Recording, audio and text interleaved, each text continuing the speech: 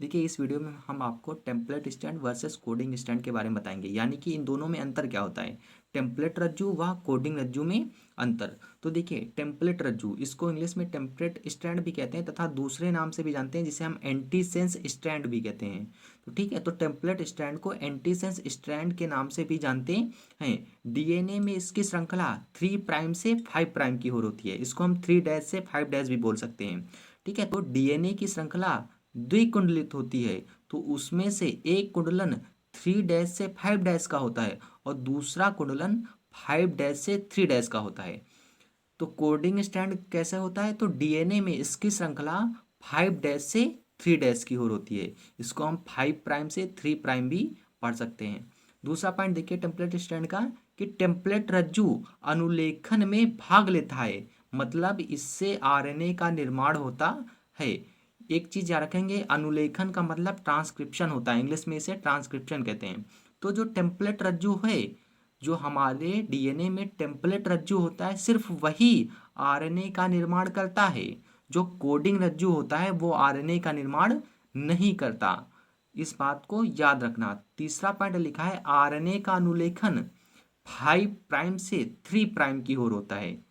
देखिए जो template stand है वो कैसा है, डीएनए में 3' से 5' की ओर, लेकिन जब आरएनए का निर्माण होगा तो वो 5' से 3' की ओर होगा। समझ गए कि नहीं। अगला पॉइंट है, कोडिंग स्टैंड के पास आरएनए बनाने की जानकारी नहीं होती है, यानी कि जो ये कोडिंग स्टैंड होता है इसके बारे में, इसको आरएनए के निर्माण की जानकारी नहीं होती, यानी कि आरएनए का निर्माण 5' से 3' वाले कुंडलन पर नहीं होता। समझ गए कि नहीं। अगला पॉइंट देखिए, चौथा पॉइंट लिखा है, डीएनए में इसकी श्रृंखला 3' से 5' होती है। ये अभी हमने आपको बताया पहले वाले पॉइंट में कि डीएनए में इसकी श्रृंखला 3' से 5' होती है, यानी कि डीएनए में इसका कुंडलन 3' से 5' होता है। तो देखिए कैसे होता है, तो ये देखिए मैंने डीएनए का एक पोर्शन ये इधर बनाया और ये इसी डीएनए का दूसरा पोर्शन इधर बनाया है। तो डीएनए का जो 3' से 5' सिरा है, तो 3' से 5' सिरा पर ही किसका निर्माण होता है, आरएनए का निर्माण होता है। तो देखिए यहाँ पर 3' से 5' के सिरा पर जो यहाँ पर टी है, तो 5 से 3' के इसके जस्ट अपोजिट होगा, यानी कि टी के साथ क्या जुड़ता है, ए जुड़ता है। ए के साथ क्या जुड़ता है, टी जुड़ता है।